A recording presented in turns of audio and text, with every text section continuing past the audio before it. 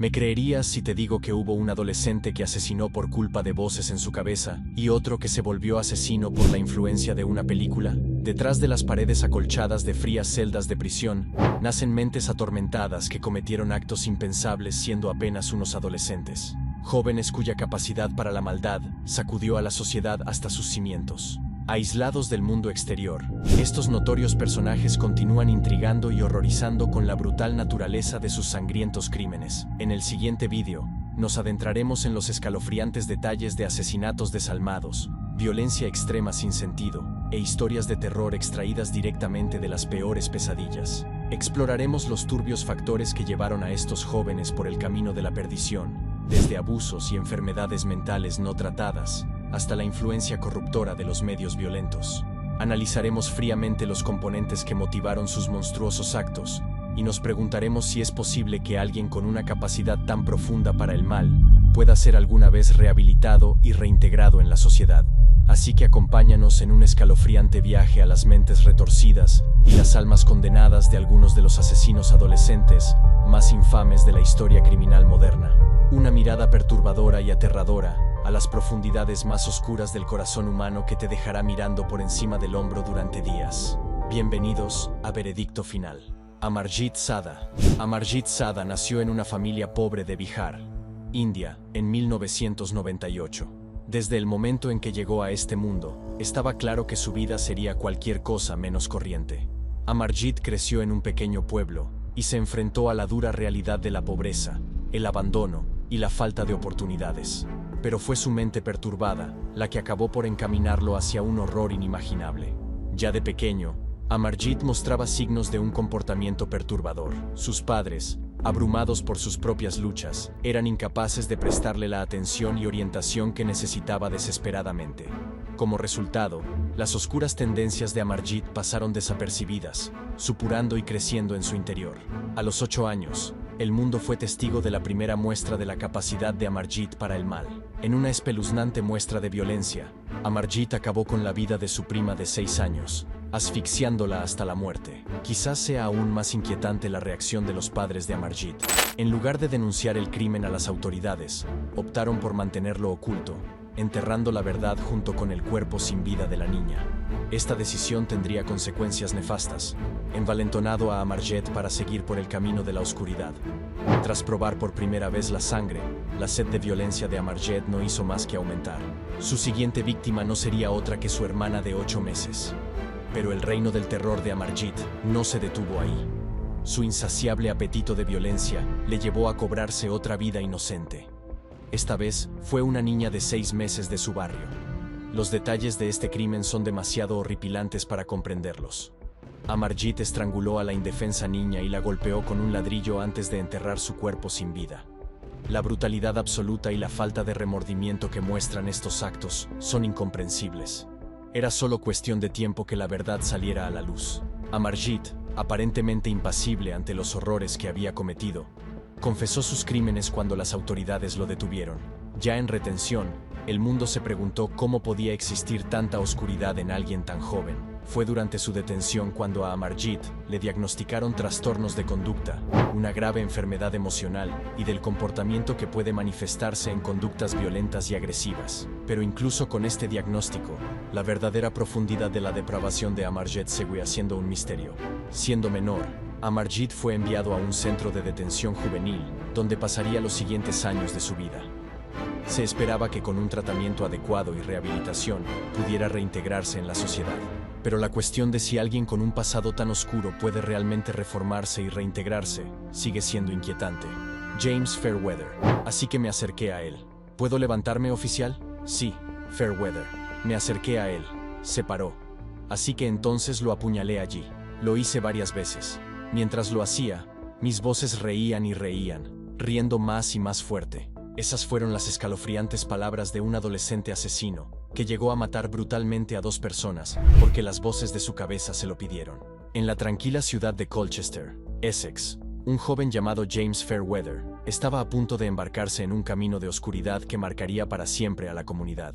Fairweather, un adolescente problemático, asistía a la Academia Colchester donde tenía problemas académicos debido a su dislexia. Pero no eran solo sus dificultades de aprendizaje lo que le diferenciaba, sino su creciente fascinación por la violencia y el comportamiento delictivo. Al entrar en la adolescencia, su comportamiento se intensificó y empezó a participar en actividades delictivas que presagiaban los horrores que le aguardaban. Los robos a punta de navaja se convirtieron en el modus operandi de Fairweather, que atacaba a víctimas desprevenidas fundiéndose miedo y dejándolas traumatizadas. Sus actividades delictivas no se detuvieron ahí. También se entregó a actos de vandalismo y daños criminales, sembrando el caos en la comunidad que pronto se convertiría en su coto de caza. Pero fue aquel fatídico día de marzo de 2014 cuando se reveló la verdadera oscuridad de Fairweather. James Hetfield, un hombre de 33 años que había sufrido una lesión cerebral a causa de un accidente de tráfico, se convirtió en la primera víctima del ensayamiento asesino de Fairweather. Hetfield, inocentemente tumbado en la hierba de Castle Park, fue brutalmente atacado por Fairweather, que desencadenó un ataque frenético contra él. La brutalidad del ataque fue inimaginable. Hetfield tenía más de 100 puñaladas, prueba de una lucha desesperada por la supervivencia. La comunidad quedó conmocionada e incrédula ante la violencia sin sentido que había invadido su pacífica ciudad. Según Fairweather, las voces de su cabeza habían elegido a Hetfield como su próxima víctima. ¿Cómo? Porque mis voces me hablaban. Tienes que hacer un sacrificio, o vamos a ir a por ti. Vamos a venir por ti. Tienes que hacerlo. Y lo vi, estaba tumbado en la hierba, así, profundamente dormido. Juro que estaba borracho. Entonces él va. Él es el único. Es él. Hazlo. Solo 3 meses después, la ciudad de Colchester se sumía en la oscuridad una vez más. Las autoridades tardarían más de un año en dar con una pista del caso. En mayo de 2015 surgió un rayo de esperanza cuando Fairweather fue visto merodeando con un cuchillo. La policía lo detuvo rápidamente, evitando lo que podría haber sido un tercer asesinato. Fairweather fue declarado culpable de ambos asesinatos en abril de 2016. Fairweather fue condenado a cadena perpetua con una pena mínima de 27 años. El peso de sus actos caería sobre él durante décadas. Brenda Ann Spencer. Minutos después de que Brenda Spencer, de 16 años, comenzara a disparar, llegaron agentes de policía a la escena, preparados para tomar cualquier medida necesaria para evitar más derramamiento de sangre. En los oscuros anales del crimen se encuentra una historia que estremece y perturba hasta la médula. La de Brenda Ann Spencer. Este nombre se ha convertido en sinónimo de terror y tragedia. La historia de Brenda Ann Spencer se origina en los barrios pobres de San Diego, California, a principios de los años 60. Nacida el 3 de abril de 1962, su infancia estuvo marcada por dificultades e inestabilidad. Sin embargo, fue la problemática relación con su padre, Wallace Spencer, lo que la encaminó hacia la oscuridad. El padre de Brenda, atormentado por sus propios demonios y luchando contra el alcoholismo, estaba a menudo ausente de la vida de su hija. Abandonada a su suerte, Brenda buscó refugio en las calles, escapando del caos de su hogar. En algún momento, otros reconocieron la gravedad de sus trastornos emocionales y sugirieron que fuera ingresada en un hospital psiquiátrico para su evaluación y tratamiento. Sin embargo, su padre se opuso vehementemente, negándose a reconocer la profundidad del perturbado estado mental de Brenda. En lugar de buscar ayuda profesional, el padre de Brenda tomó una decisión que tendría consecuencias devastadoras. Para Navidad, le regaló a Brenda un rifle semiautomático, un arma que pronto se convertiría en un instrumento de destrucción. Según Brenda, ella había pedido una radio, pero su padre le regaló el arma de fuego porque quería que se suicidara. El 29 de enero de 1979 marcó un día que quedaría grabado en la memoria de la escuela primaria Grover Cleveland, en San Diego, California. Armada con el rifle semiautomático que le había regalado su padre, Brenda se colocó en la ventana de su habitación con vistas al patio de la escuela. Cuando sonó el timbre de la mañana, estalló el caos. Brenda desató una lluvia de balas, disparando aproximadamente 30 rondas en los terrenos de la escuela. Trágicamente, el director Barton Vag y el conserje Mike Sushar fueron abatidos en un instante. Con la escuela sitiada, las fuerzas del orden acudieron rápidamente al lugar.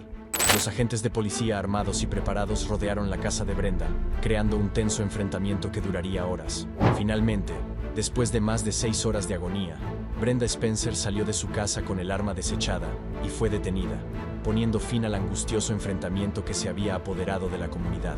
Cuando le preguntaron por qué había cometido un acto tan atroz, Brenda respondió cruelmente: No me gustan los lunes. Esto me anima el día. Sus palabras conmocionaron al país, y muchos se preguntaron hasta dónde había llegado su depravación. Acusada como adulta, se declaró culpable de 2 cargos de asesinato y agresión con arma mortal. Recibió una sentencia de 25 años a cadena perpetua, y actualmente está encarcelada en la Institución de California para Mujeres. William Schultz. William Schultz, con tan solo 18 años, perpetró un brutal asesinato al apuñalar repetidamente a Jordan Almgren, de 9 años, el hermano pequeño de su mejor amigo. Schultz, diagnosticado con trastorno bipolar y plagado de creencias delirantes sobre una guerra apocalíptica, era un adolescente problemático cuya mente se había convertido en un caldo de cultivo de pensamientos oscuros y fantasías siniestras. El 25 de abril de 2015, Schultz, tras una discusión con su madre que lo echó de casa, fue enviado a un centro de salud mental para evaluación. Extrañamente, fue enviado de vuelta a casa sin recibir medicamentos para su deteriorada salud mental. Al no poder regresar a su hogar, pasó la noche en casa de su mejor amigo, el hermano mayor de Jonathan Almgren. En una escalofriante madrugada del 26 de abril de 2015, Schultz ingresó al dormitorio de Jonathan y lo apuñaló brutalmente con un cuchillo de caza de 15 centímetros. Degolló al niño, lo apuñaló en el cuello y hundió el cuchillo en su pecho, dejando marcas de la empuñadura. En una entrevista en la cárcel, Schultz admitió haber cometido el horrendo acto simplemente porque quería ver cómo era. Después de un juicio de 9 días, fue declarado culpable de asesinato en primer grado y condenado a 30 años a cadena perpetua por el brutal asesinato de Jonathan Almgren. Kip Kinkel. Cuando amaneció en la apacible ciudad de Springfield, Oregón, aquel fatídico día de mayo de 1998, nadie podía predecir la tragedia que estaba a punto de ocurrir. El Instituto Thurston, conocido como un lugar de aprendizaje y camaradería, pronto se convertiría en el escenario de una tragedia que sacudió a la nación. En el centro de esta oscura historia estaba Kip Kinkel, un estudiante de 15 años aparentemente normal, pero que en realidad albergaba un alma atormentada, perseguida por demonios internos que finalmente lo consumiría. El descenso de Kinkel hacia la locura había comenzado mucho antes de ese día. Sus padres, Bill y Faith, habían notado un cambio alarmante en su comportamiento, cada vez más retraído, con la mirada perdida. Buscaron ayuda llevándolo a terapia y recetándole antidepresivos. Por un tiempo pareció mejorar, pero luego su salud mental se deterioró aún más, mostrando signos de esquizofrenia paranoide, con delirios sobre conspiraciones gubernamentales. El día de la víspera del tiroteo, la locura de Kinkel alcanzó su clímax cuando, en un ataque de ira, asesinó a sus propios padres en su casa.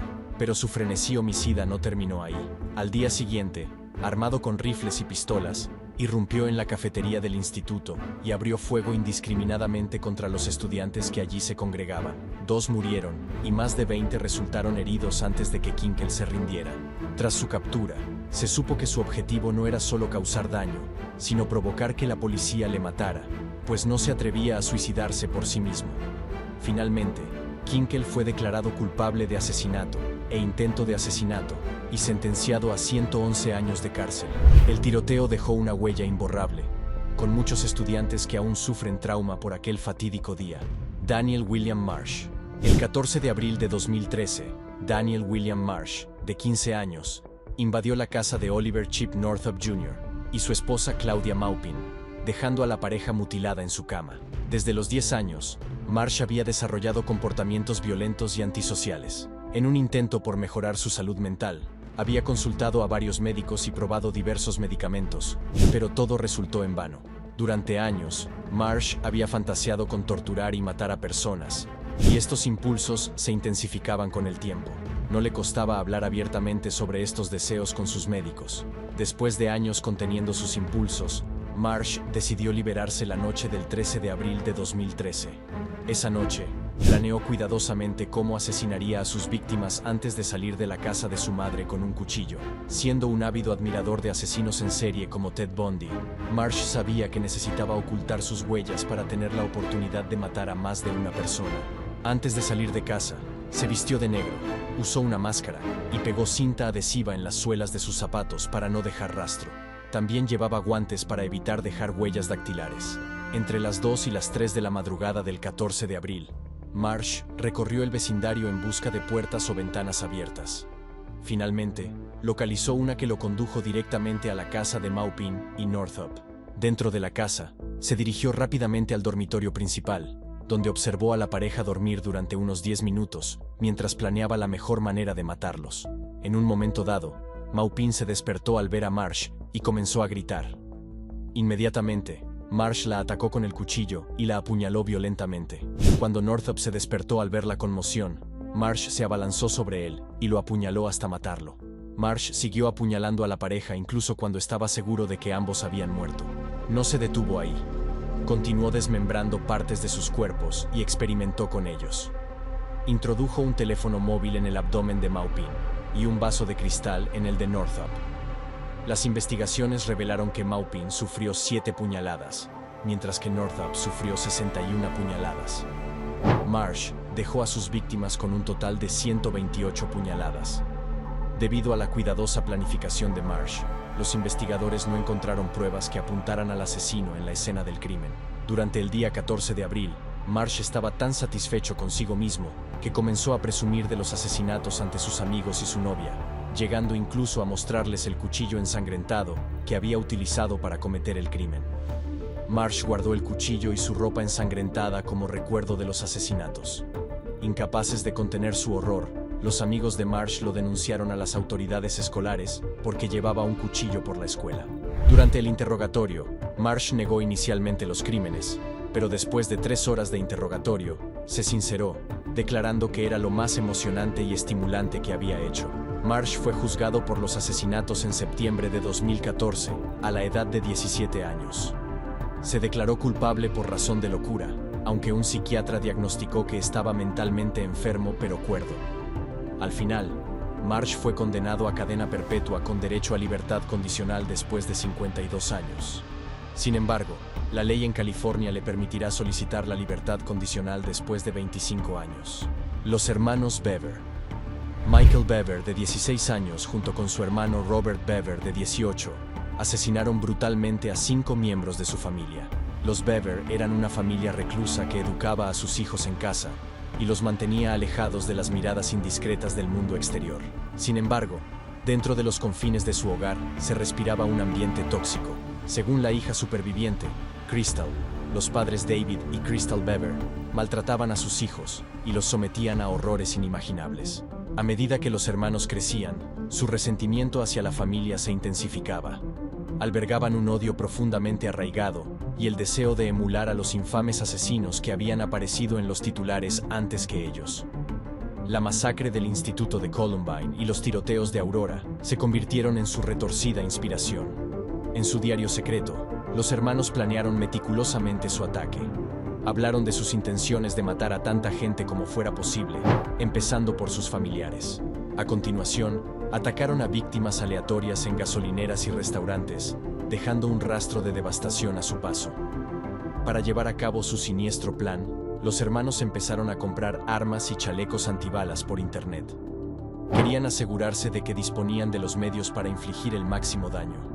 Las pistolas formaban parte de su arsenal, pero debido a los retrasos en las entregas, recurrieron a los cuchillos para llevar a cabo su ataque inicial.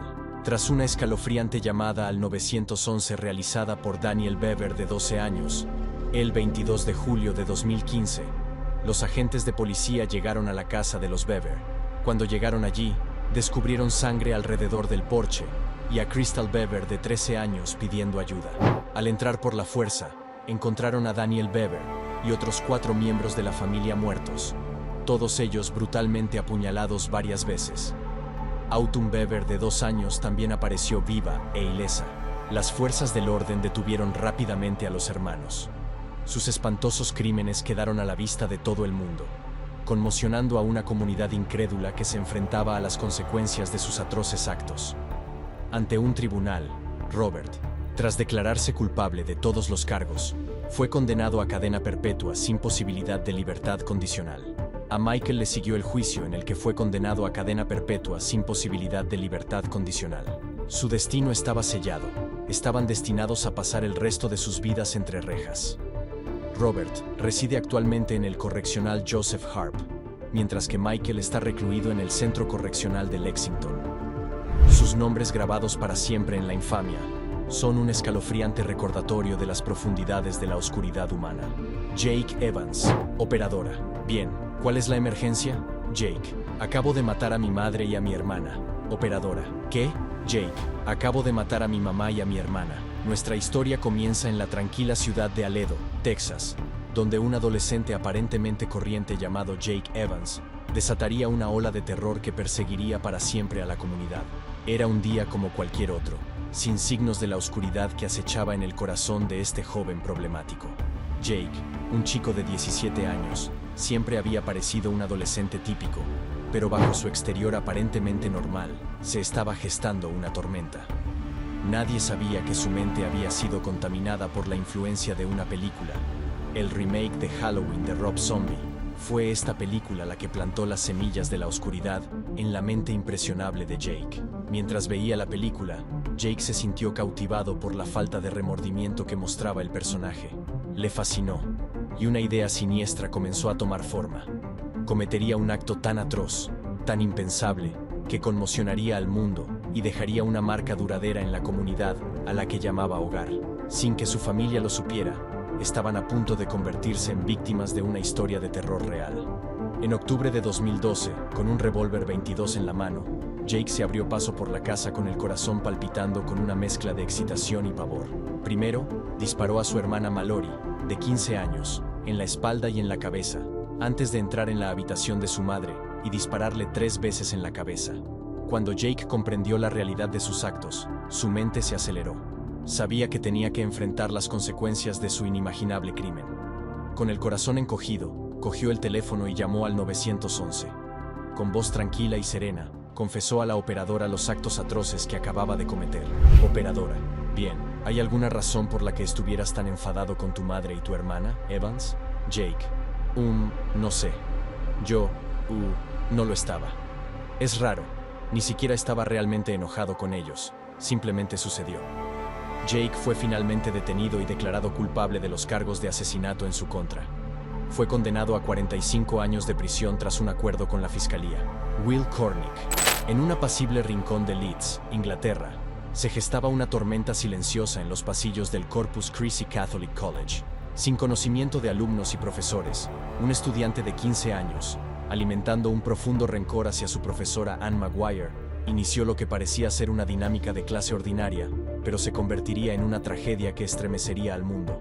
Anne Maguire, una profesora de 61 años dedicada y apreciada, llevaba 4 décadas impartiendo conocimientos en la escuela, ganándose respeto y admiración. Sin embargo, desconocía que Will Cornick, uno de sus estudiantes, había estado planeando su muerte. El fatídico 28 de abril de 2014, la tormenta estalló. Cornick, armado con un cuchillo y lleno de malicia, irrumpió en el aula de Maguire durante una clase de español. La tranquilidad del aula se desmoronó cuando Cornick desató un ataque brutal y despiadado contra su desprevenida profesora. En medio del caos, otra profesora, Susan Francis, intervino valientemente para proteger a Maguire de un daño mayor. Posteriormente, se descubrió que Cornick tenía intenciones más allá de Maguire y confesó que otros 2 profesores también estaban marcados para morir. Cornick, llevando una botella de whisky para celebrar su atroz acto, reveló sus escalofriantes planes. El sistema judicial actuó rápidamente y Cornick enfrentó las consecuencias de su atroz acto. A pesar de su edad, una excepción en la legislación británica permitió revelar su nombre durante el juicio. La gravedad de su crimen exigía transparencia. La sala del tribunal se convirtió en testigo de las profundidades de la oscuridad que consumió el alma de Cornick. Fue condenado a cadena perpetua con un mínimo de 20 años de prisión, reflejando la severidad de sus acciones. Lo más escalofriante fue la respuesta de Cornick a la sentencia, sin mostrar remordimiento ni arrepentimiento, convencido de que todo lo que había hecho estaba bien. Zachary Davis, entrevistador. ¿Mataste a tu madre, Davis? Davis, sí, entrevistador. ¿Y por qué la mataste?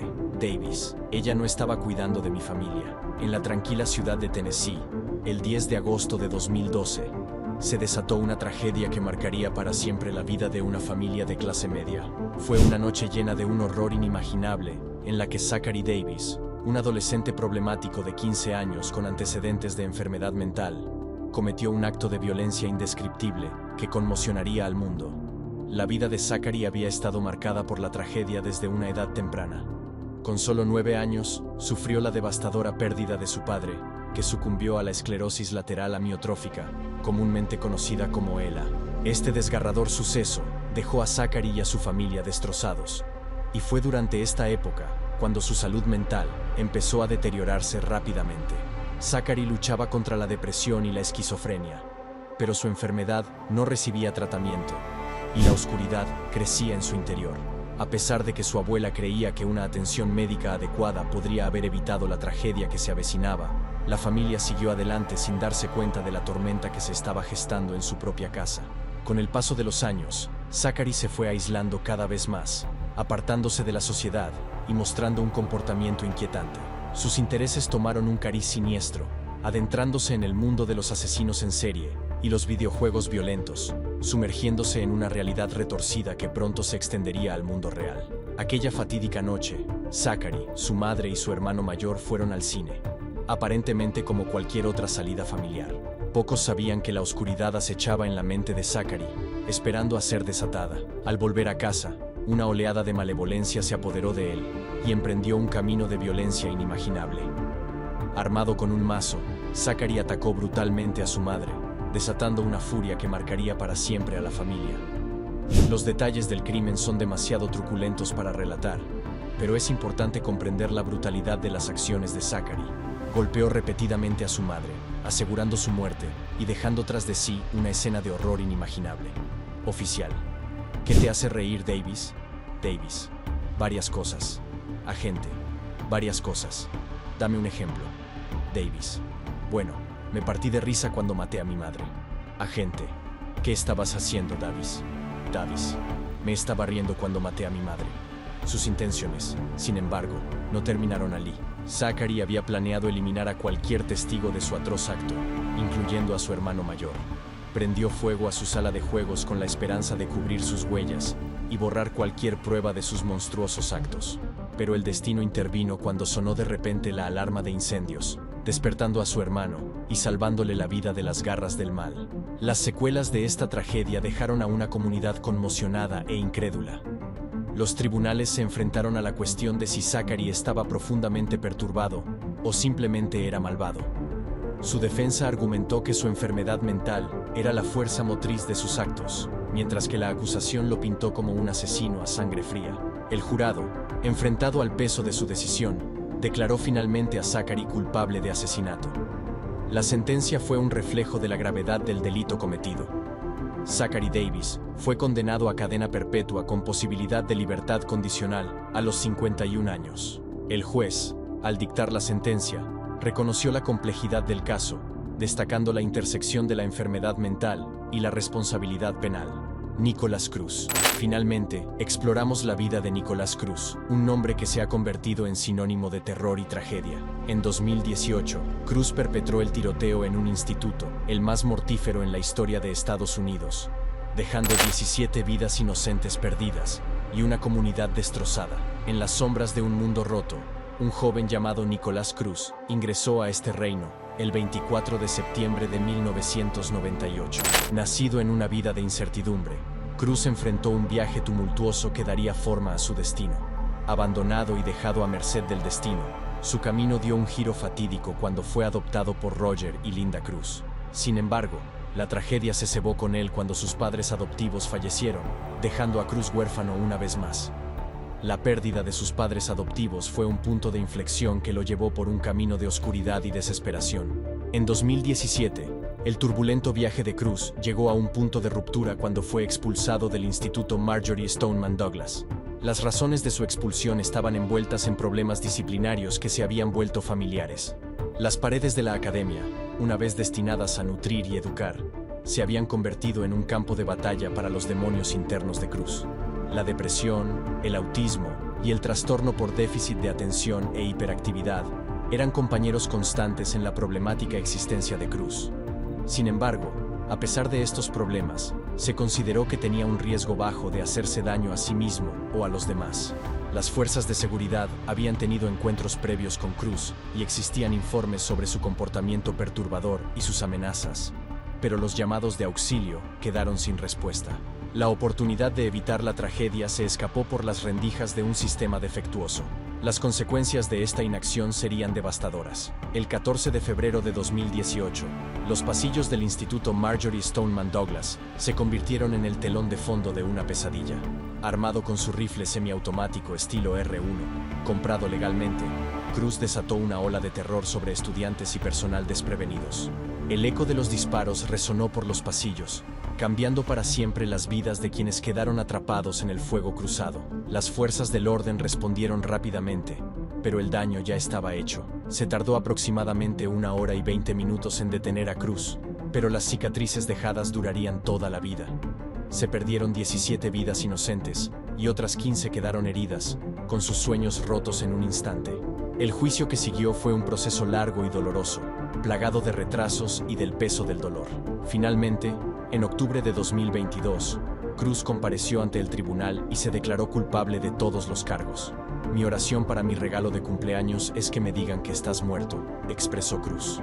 Ante la abrumadora evidencia, el jurado recomendó una sentencia que aseguraría que nunca volvería a caminar libre. Cruz fue condenado a 34 cadenas perpetuas consecutivas sin posibilidad de libertad condicional. Si este video te gustó, entonces no te puedes perder a los condenados que han sobrevivido a las penas más largas.